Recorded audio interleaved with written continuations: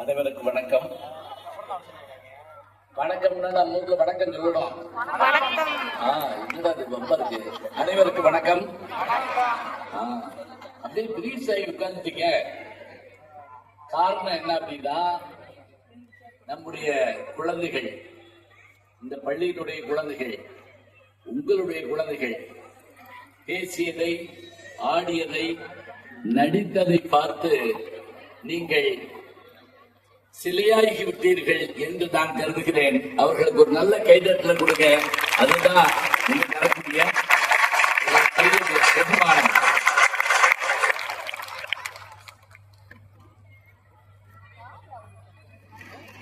தோகை மயில் உழவும் கந்தன் சுடற்கரத்திற்கும் வெற்றி, வாகையே சுமக்கும் வேலை, வணங்குவது எமக்கு வேலை.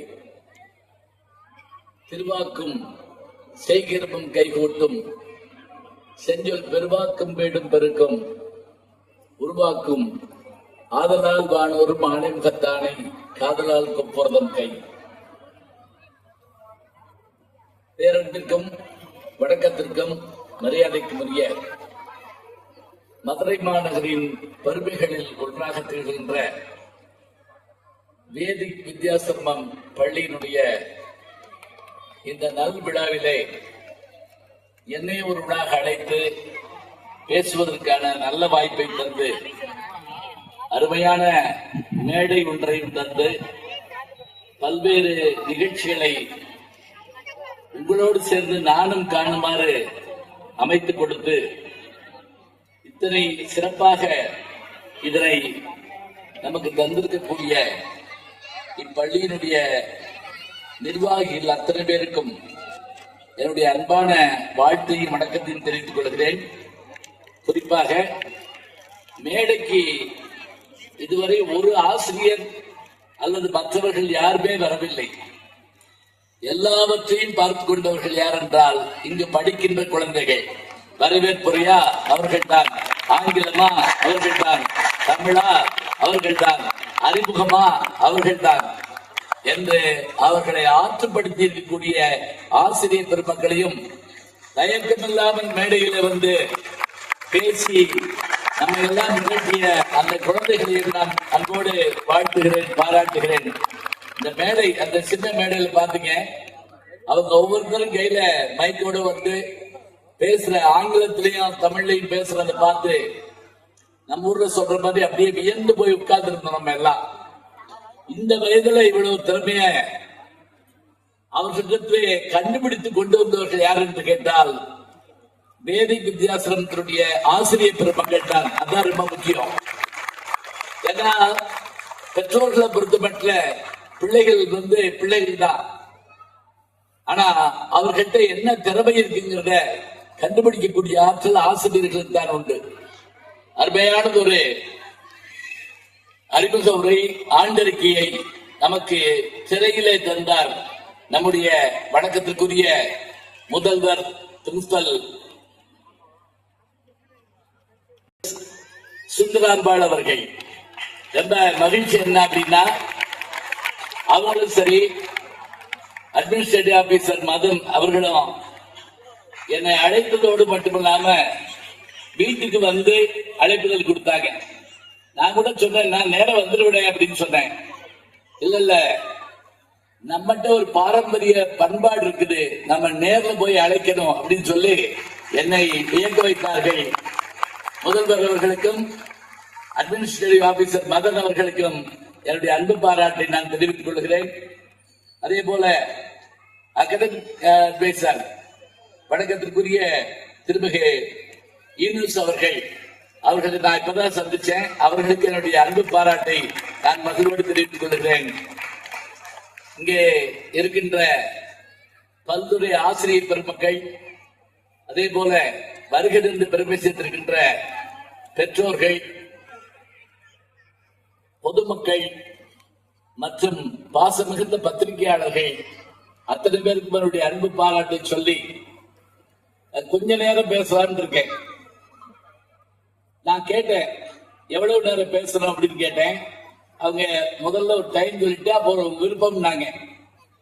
எதுக்காக நேரம் கேட்கிறோம் அப்படின்னா, நான் ஒரு சின்ன கிராமத்துக்கு பேச போயிருந்தப்ப அந்த ஊர் பஞ்சாயத்து போர்டு தலைவர்கிட்ட கேட்டேன், எவ்வளவு நேரம் பேசணும்னு கேட்டேன். அவர் ஓடி வந்து என் கையை பிடிச்சிட்டு கண் கலக்கிட்டாரு. இப்படி எல்லாம் நீங்க கேட்க கூடாது, இது உங்க ஊர், எவ்வளவு நேரம் வேணாலும் நீங்க பேசுங்க, நாங்க போயிடுவோம் அப்படின்னாரு. எங்களுக்கு வேலை இருக்குல்ல அப்படின்னாரு.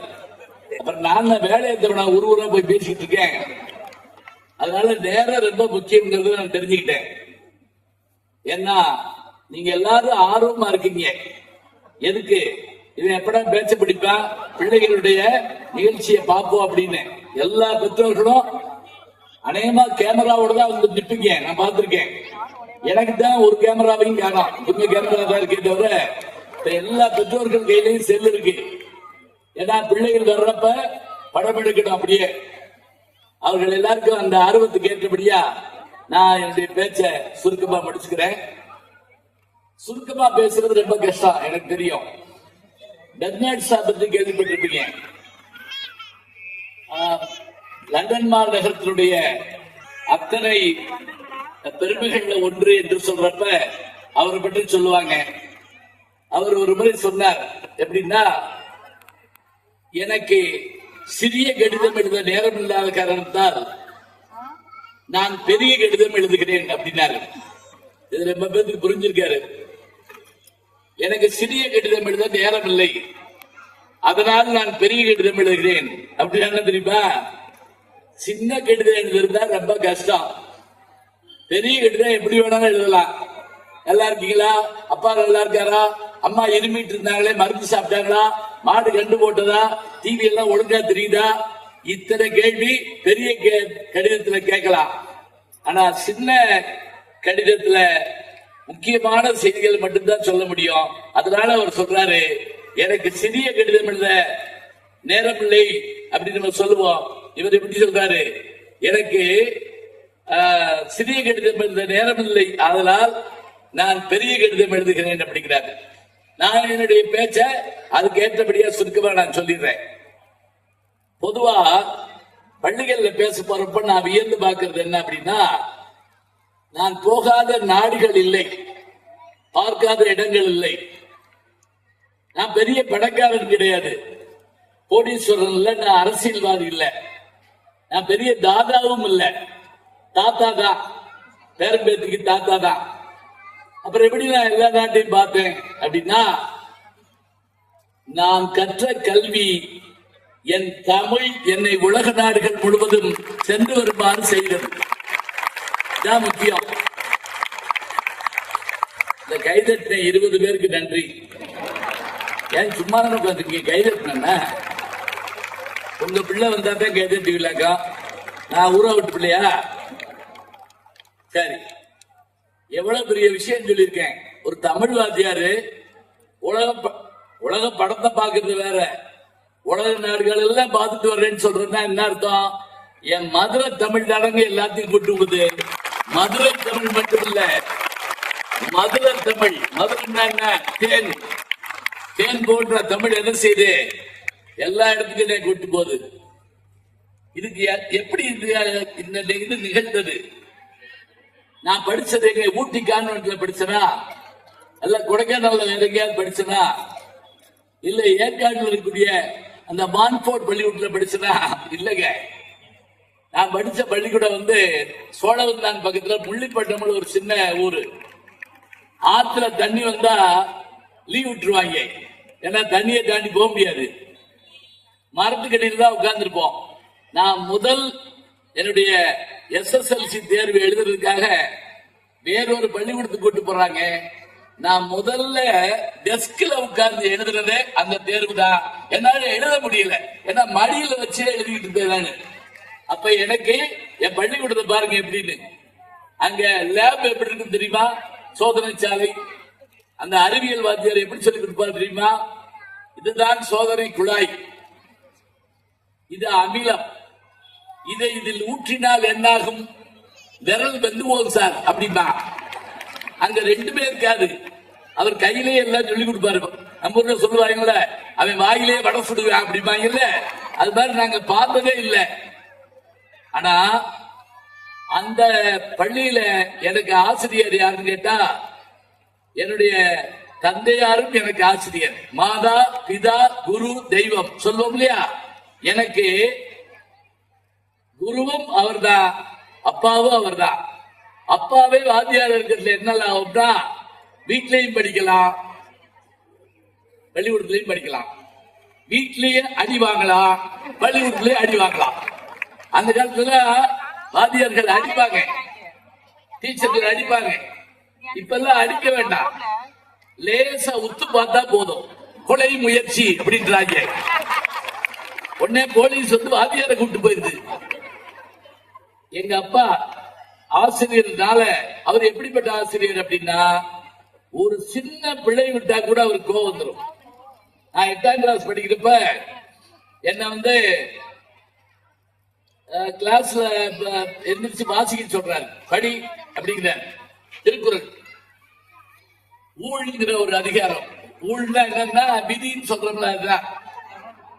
நேற்று கூட முந்தா நாள் கூட நீங்க பாத்துருக்கலாம், விநாயகர் சதுர்த்தி அன்னைக்கு விதியா மதியா எது மனித வாழ்க்கையை தீர்மானிப்பது அப்படின்னு விஜய் டிவில ஒரு பட்டிமன்றம் நான் நடுவரா இருந்து பேசினேன். டைம் இருந்தா பார்த்திருப்பீங்க, இல்லைன்னாலும் பரவாயில்ல, ஹாட் ஸ்டார்ல பாத்துட்டு போயிடலாம். என்னை படிக்க சொன்னாரா, நான் எந்திரிச்சு வாசிக்கிறேன். ஊழையும் முப்பக்கம் காண்பர், உழைவின்றி தாழாது ஏற்றுபவர். இதான் திருக்குறள். ஊழையும் இதை வாசிக்கணும். 8ஆம் தரம் படிக்கிறேன். நான் பிறந்தப்பே ஞானியா அல்லது ஒளிவட்ட எனக்கு இருந்துச்சா? ஒண்ணும் கிடையாது. எந்திரிச்சு புத்தகத்தை கையில வச்சுக்கிட்டு உழையும் வாசிட்டேங்க, நெடில குருளாக்கிட்டேன். ஊழையும் அப்படிங்கிறத உழையும், இப்ப ஊர் அப்படிங்கிறத உர் அப்படிங்கிற ஆச்சா எப்படி இருக்கும், ஊழையுங்கிறத உழையும் வாச்சேன். வந்து ஒரு அற விட்டாரு கேண்டிய.